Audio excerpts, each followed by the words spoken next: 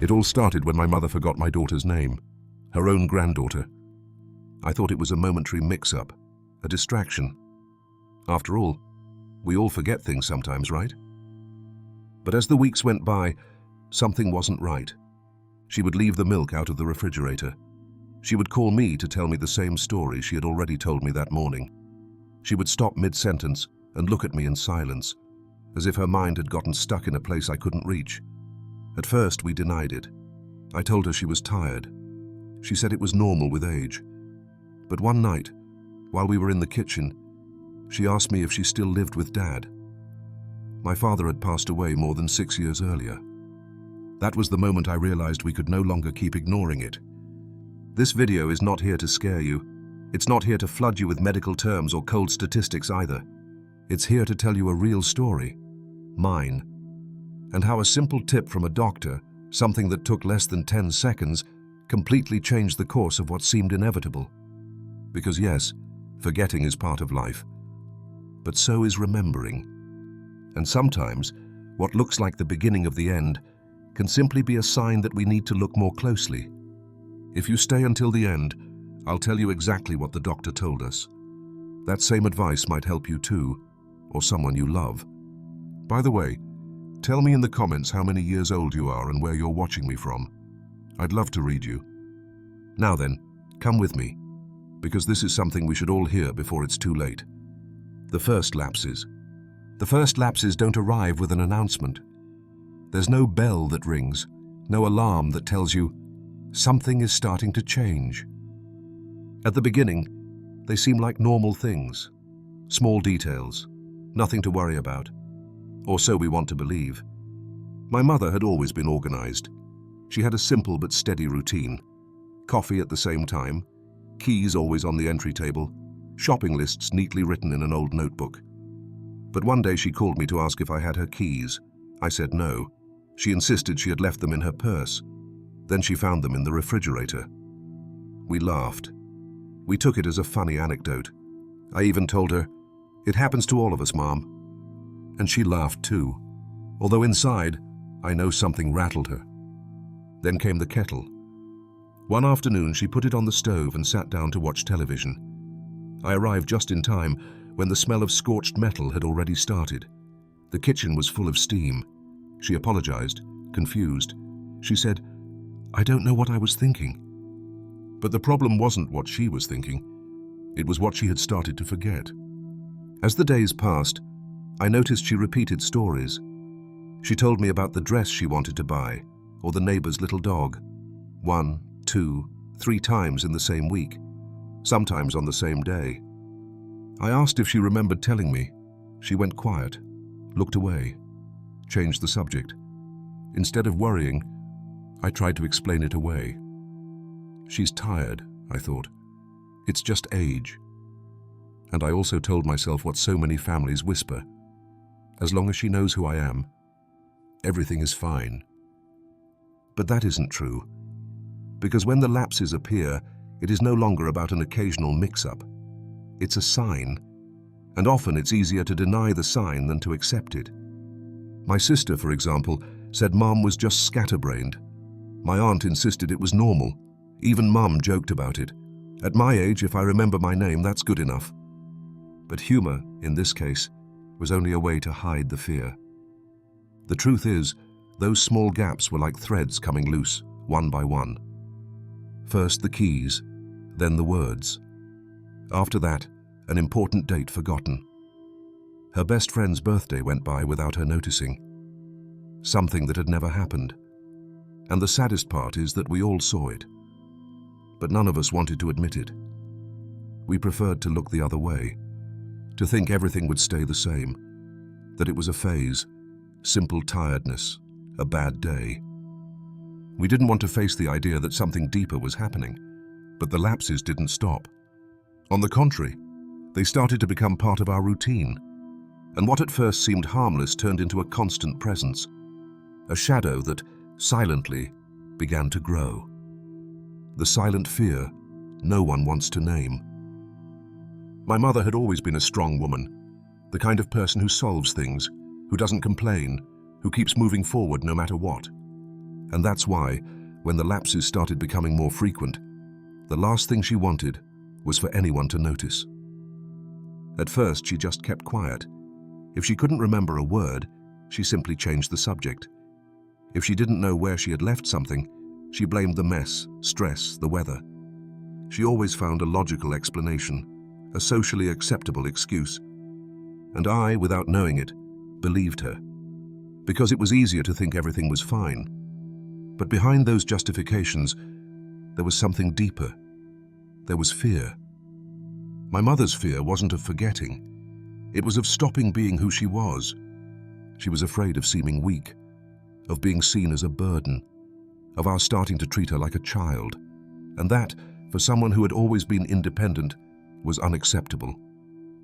One afternoon while we were having dinner, I asked if she had noticed she was repeating some things. She looked at me with a calm smile and said, "I'm tired, that's all. Don't worry so much." And then she changed the subject. But her gaze was no longer the same. That was when I understood something important. Many times, an older person's silence is not forgetfulness. It's pride. Because admitting that something is failing is hard. But even harder is accepting that you no longer have the same control you once did. My mother didn't want to worry us, but she also didn't want us to think she was losing her faculties, so she began to live in a little theater, one that many older people know well. She wrote things on loose slips of paper and hid them around the house. She practiced names in front of the mirror before seeing someone, and when she didn't remember a story, she said she preferred not to talk about that right now. All to protect her image, to keep appearing to be the strong, lucid, in-control mother. This fear didn't just distance her from us, it also delayed the most important thing, asking for help. Because to accept a diagnosis, you first have to accept that something isn't right. And when pride is stronger than suspicion, that moment can take a long time to arrive. Sometimes too long. Doctors know this. Many times, older adults arrive at the appointment late. Not because they don't want to get better, but because they fear what they might discover. They fear the word dementia. They fear judgment. They fear the change that word could bring to their lives. And we, their children, are afraid too. Afraid that our parents will stop being who we knew. Afraid of making difficult decisions. So all of us, in silence, look the other way, while memory slowly fades. My mother said she was just tired. But tiredness doesn't make you forget your granddaughter's name. It doesn't make you lose track of time. It doesn't force you to pretend you know what you're saying when you're really improvising sentences so you won't look bad. What hurts most about this silent fear is not what it erases, but what it hides. And until we have the courage to talk about it openly, many will keep suffering in silence, alone, behind a smile that tries to disguise what the heart already knows. The emotional impact on the family. When you think about memory loss, the first thing you imagine is the person who forgets. But the other side is rarely talked about those who are there watching how, little by little, that person begins to change. And how that change, even if you don't say it out loud, starts to break you inside too. I had always been very close to my mother. We talked every day, shared recipes, stories, memories. But when the lapses became frequent, something in our relationship began to change. It didn't happen all at once. It was subtle, as if a haze had come between us. At first I worried, then I started to get irritated. I remember one time perfectly. We had planned that she would pick up my daughter from school. I told her the night before. I wrote it on the kitchen calendar. We talked about it in the morning on the phone. But when the time came, she didn't show up. I called her. She said she didn't remember talking about it, that no one had told her anything. "I told you yesterday, Mom." When? I don't remember. And at that moment, it hurt. But I also got angry, because I didn't understand, because I thought she wasn't listening to me, because I felt frustrated, helpless, alone. I didn't say it, but I hung up with tears in my eyes, not because of the lapse, but because of the feeling that I was losing my mother, little by little. That was the beginning of many small arguments. She forgot a medical appointment. She asked me about things we had already talked about. She mixed up dates, blended memories, and I became less and less patient. Sometimes I heard myself saying things that later weighed on my soul. I already explained it to you. But we talked about it yesterday, Mom. Again with the same thing. I didn't do it out of cruelty. I did it out of fear. Out of the frustration of seeing that, even though I wanted everything to go back to how it was, there was nothing I could do to stop the advance of whatever was happening. My mother's memory wasn't only being erased in her mind, it was also wearing down the invisible threads that bound us. Those shared moments, those common anecdotes, that secret mother-daughter language we had built over decades, began to blur. And the hardest thing was accepting that, no matter how much she loved me, she could no longer offer me the same kind of relationship. Because when someone starts to forget, it's not only what they say that changes. It's how they look at you, how they react, how they respond to emotions. Sometimes I felt I was speaking to an earlier version of my mother, or to a new version that no longer fully recognized me as before. And that, no matter how much love there is, hurts. It hurts deeply. Guilt also began to appear. I blamed myself for not noticing sooner, for having shouted at her once, for not being more understanding, for not having the patience she always had with me when I was a child. But the hardest thing of all was accepting that it wasn't that she didn't want to remember. It was that she simply couldn't anymore. When I understood that, many things began to change.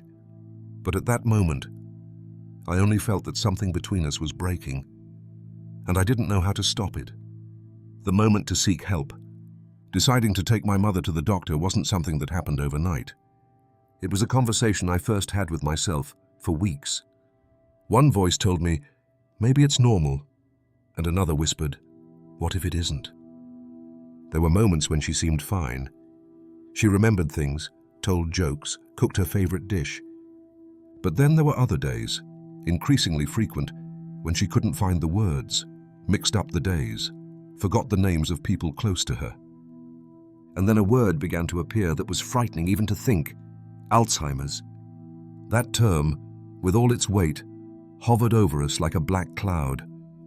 Because it was one thing to admit she was more distracted, another, very different thing, to face the possibility that her mind was beginning to dim. I talked about it with my sister. She told me maybe I was exaggerating. I talked about it with a friend. She told me it was better to know than to keep guessing. I thought about it a lot, until one morning my mother didn't remember how to get back from the bakery. It was only 2 streets away, the same streets she had walked for more than 30 years. That day, I didn't hesitate anymore. When I told her we were going to the doctor, her reaction was a mix of denial and fear. It isn't necessary. I'm fine. What's happening to me is normal for my age. But deep down, I know she felt something wasn't right too. And although she didn't say it, her gaze no longer had the same confidence as before. We arrived at the office with a mix of anxiety and expectation. I expected clear, quick, concrete answers. She only wanted not to be treated as if she were broken. And then he appeared. The doctor was an older man, calm, the kind who aren't in a hurry to speak. He greeted us with a warm smile, but without infantilizing her. He didn't greet her condescendingly, but with respect. He offered her a seat, looked her in the eyes, and before asking anything, he said, I'm here to listen to you. What you tell me today will help me take better care of you tomorrow. That sentence, I never forgot it. During the consultation, he didn't pull out a list of tests or fill the room with complicated terms. He started talking with her, asking simple questions, watching how she answered, how she hesitated, how she tried not to slip up. There were no judgments, no alarms, only listening. He explained that lapses can have many causes, that not every case is dementia, that sometimes lack of sleep, stress, loneliness, or even poor nutrition can affect memory more than we think. And although he didn't rule out that we might be facing mild cognitive impairment, his approach was completely human. He told us that before thinking about big diagnoses, we should start by observing, by accompanying, by intervening with the basics: routine, stimulation, conversation. He didn't prescribe pills.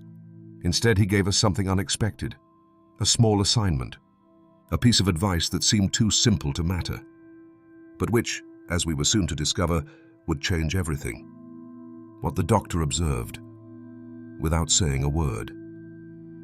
The office was silent, except for the soft tick-tock of an old clock. My mother and I sat in front of the doctor, expecting diagnostic words, urgent instructions, prescriptions. But the first thing he did was keep quiet. He looked at us calmly, without interrupting. He observed how my mother spoke, the way she searched for words, the small pauses, the way she forgot details. Then he watched her walk a few steps toward the window to point to the yard, and took note of her sense of orientation in space. That silence, far from making us uncomfortable, taught us a lot. The doctor didn't need to shout "alarm" to know something was happening. His eyes had already gathered the clues, the rhythm, the fluency, the confidence with which my mother used to move and no longer had. When he finally spoke, it was slowly. "The first thing I notice," he said, "is your language. Sometimes you repeat ideas, you search for names, you make long pauses. That can happen with age, but when it becomes constant, it's a warning sign." Then he continued, "Also, your orientation. You pointed to the yard as if you weren't completely sure where you were. That tells us the coordination between memory and spatial perception is affected." Without taking out paper or pencil, he began to draw the line that separates normal forgetfulness from the kind that requires medical attention. With natural aging, it's common to forget concrete details, where you left your keys, the shopping list for a moment, but you remember where you lived, who you are, who your loved ones are. You maintain most of your autonomy. He leaned forward a little and continued, "In contrast, when the gaps are deeper, when you confuse close people, important dates, familiar directions, then we talk about pathological deterioration, which can progress over time." He did it without dramatics, with a serene, almost comforting voice, and surprisingly, he didn't mention any pill. Instead, he took a small card from his coat pocket and said, "Before we think about medications or complex tests, there's a very simple exercise I want you to start practicing." The card had only 3 words written in clear handwriting: repeat, visualize, smile. He explained that every morning before getting up, my mother should dedicate just 10 seconds to that little ritual. First, repeat her full name out loud. Then, visualize 3 things that brought her joy: a walk with her friends, the smell of coffee, her granddaughter's hug, and finally, smile at herself in the mirror, as if greeting herself after a long trip. 10 seconds, he emphasized, to remember who you are. 10 seconds to anchor positive emotions.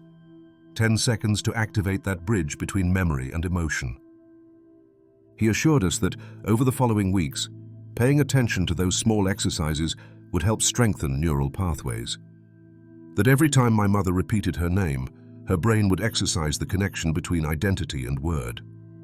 That by visualizing happy memories and accompanying them with a smile, she would stimulate the emotional area of the brain responsible for consolidating memories. It wasn't a miracle solution, but it was a way to begin recovering something that, at times, seemed to be fading. Before we said goodbye, the doctor added, "Memory doesn't always need a pill.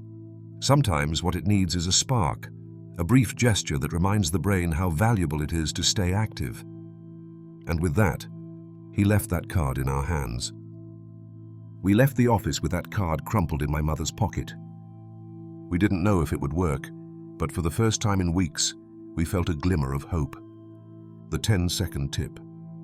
It was right before we left the office. The doctor stayed quiet for a moment, as if deciding whether to share something more.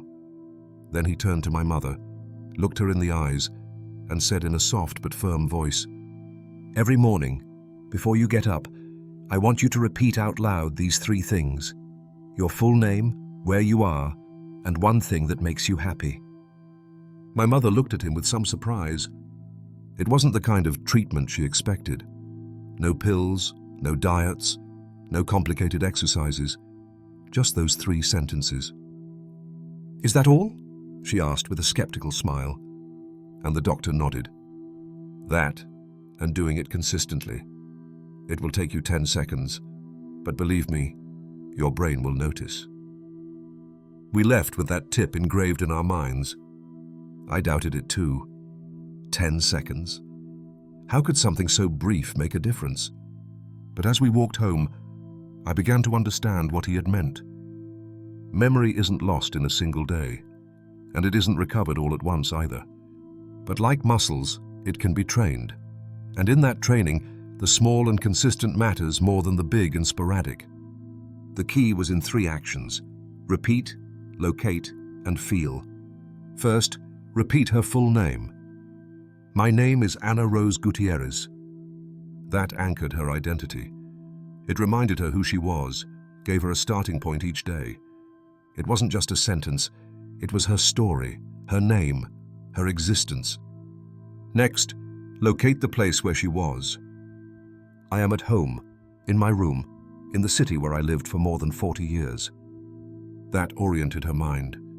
It reminded her she wasn't lost, that she was still in the place she knew, that the world hadn't changed without telling her. And lastly, one thing that made her happy. "Today I want to have coffee in the yard with my daughter." That connected with emotion, with desire, with the joy of being alive. Because memory isn't just data, it's also emotion.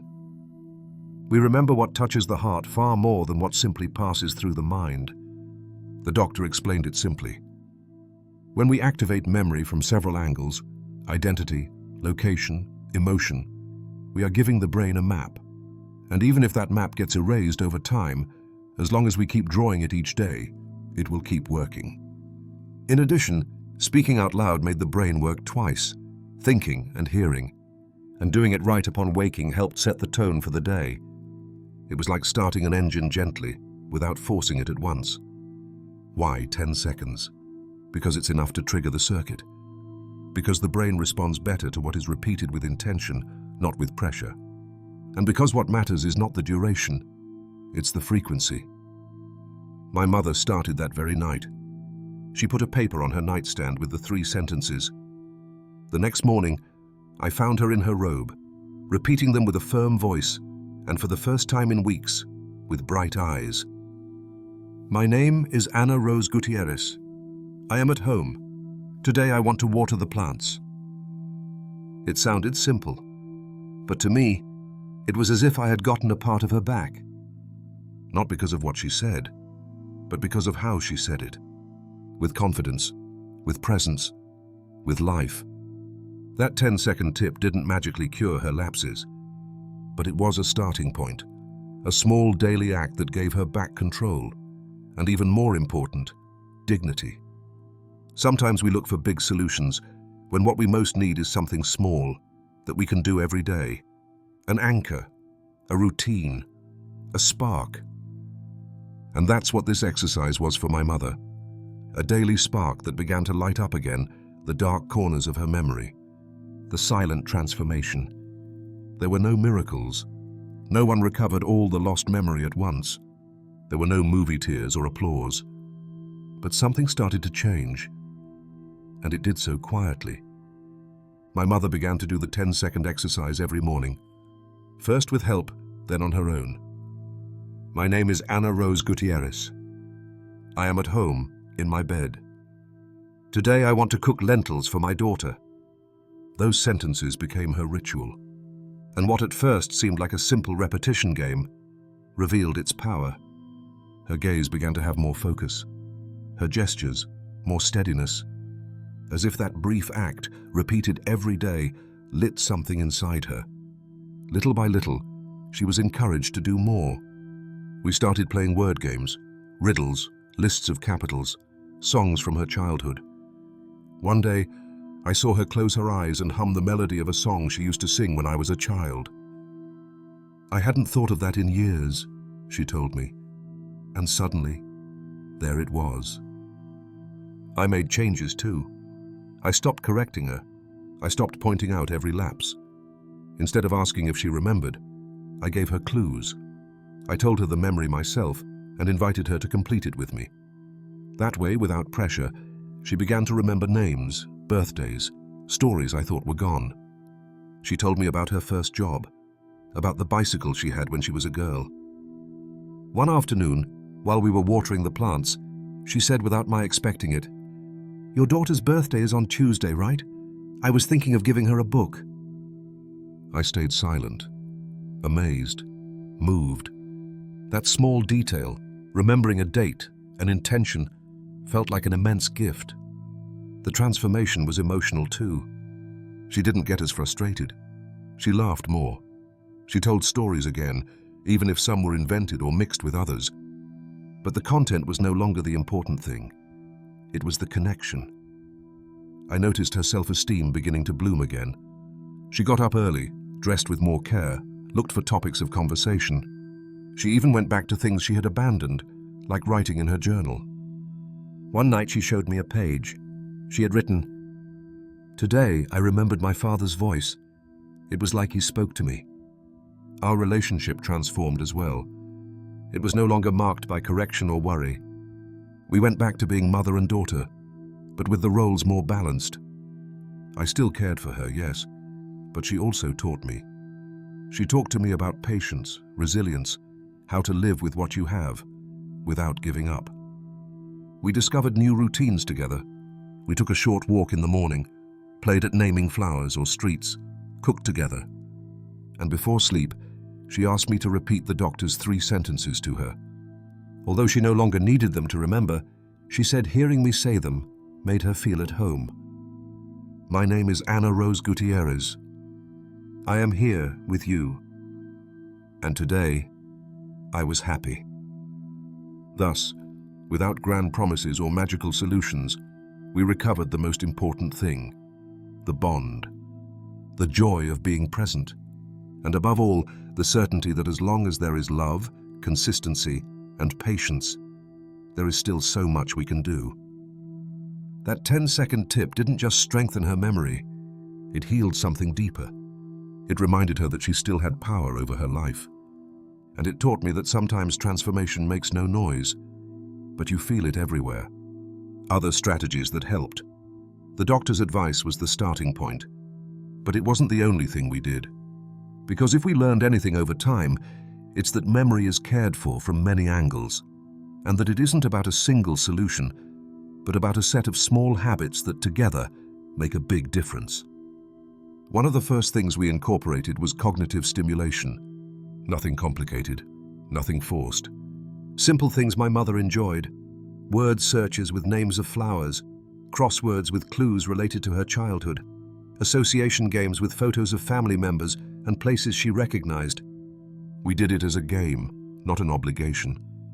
And she, without noticing, exercised her memory while having fun. Every time she completed a word, her smile was like that of a proud child. Another activity we discovered almost by chance was reading aloud. I read her passages from old books, stories she liked, curious magazine articles, and then I asked her to read to me. It was a way to work on her attention, her rhythm, her comprehension, but it was also an excuse to share a moment together. And then, one day, we found something even more powerful: music. One afternoon, while cleaning an old box, I discovered a cassette with songs she used to sing when I was little. I digitized it and we played it. The reaction was immediate. Her eyes filled with tears. She started to hum, then to sing, and then to remember. Music from the past, the doctor later explained, is one of the most effective tools for activating emotional memory. Those songs we listened to in our youth are recorded in areas of the brain that sometimes remain intact even when other parts begin to deteriorate. Music, in her case, was like a key that opened doors we thought were closed. Little by little, we created a list of her favorite songs: boleros, tangos, rancheras, ballads. Each one brought a memory with it, a dance, a love, a friend, a summer afternoon. We sang together while we cooked or did chores. And in those moments, my mother was fully herself.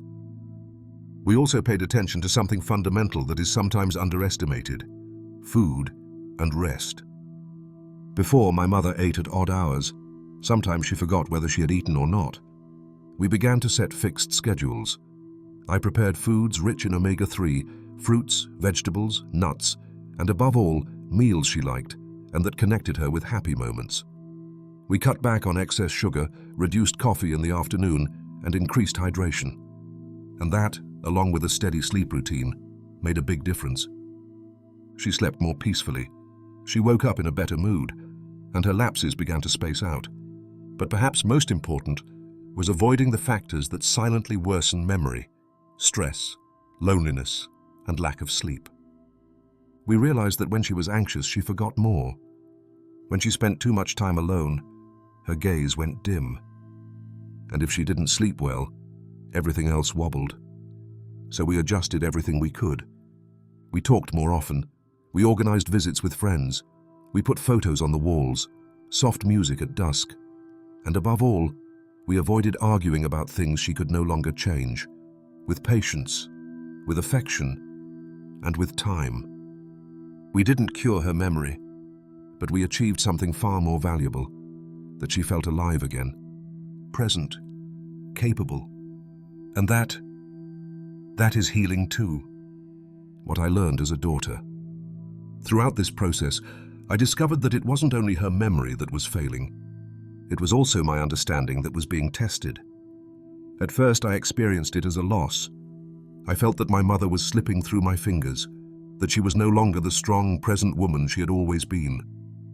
Each lapse hurt me like a small goodbye. But over time, I understood that it wasn't she who was disappearing. It was I who had to learn to see her differently.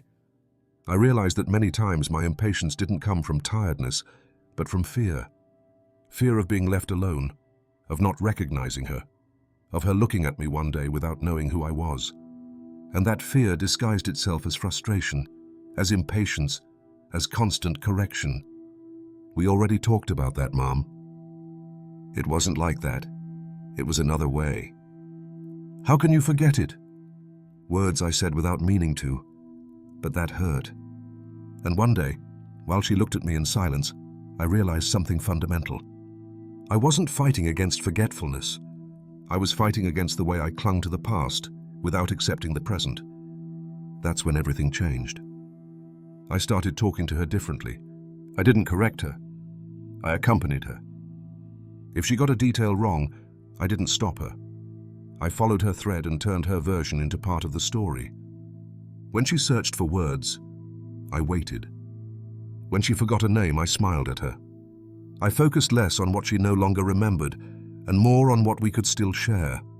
A walk, a song, a bowl of soup, a comfortable silence. And I discovered something beautiful. That we didn't need all the memories intact in order to stay connected. We only needed to be present. I began to see her with different eyes, no longer as the mother who was failing, but as a woman facing a complex stage with dignity, with effort, with a quiet bravery.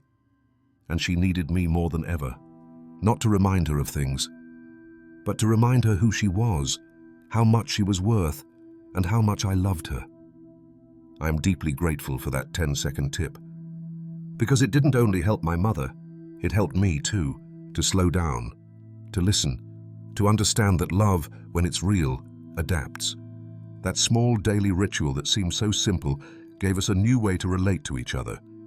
It gave her back a bit of control, of identity, of joy. And it taught me to look with more compassion, to speak with more patience, to be there, without demanding, without correcting, without expecting everything to be as before. Because the most valuable thing we have with our parents isn't exact words, nor perfect memories. It is presence, tenderness, the chance to keep walking together, even if at a different pace. My mother taught me many things throughout my life, but this was the deepest, that even when some lights go out, others can be turned on if we have the courage to look differently. And it all started with a simple, humble tip, but full of humanity. 10 seconds, 3 sentences, and a life that, little by little, began to bloom again. My mother's story is not unique. It's the story of thousands of older people who, one day, start to forget. And it's also the story of their daughters, sons, partners, and relatives who look at them with love and fear, not quite knowing what to do. It all began with a forgotten name, with a kettle left on in the kitchen, with repeated questions and sentences that trailed off halfway. And what seemed like mere absent-mindedness ended up being a sign. A silent call that said to us, "Pay attention to me, I'm still here." We went to the doctor afraid, but we left with a powerful tool. It wasn't an expensive medicine, nor a complicated prescription.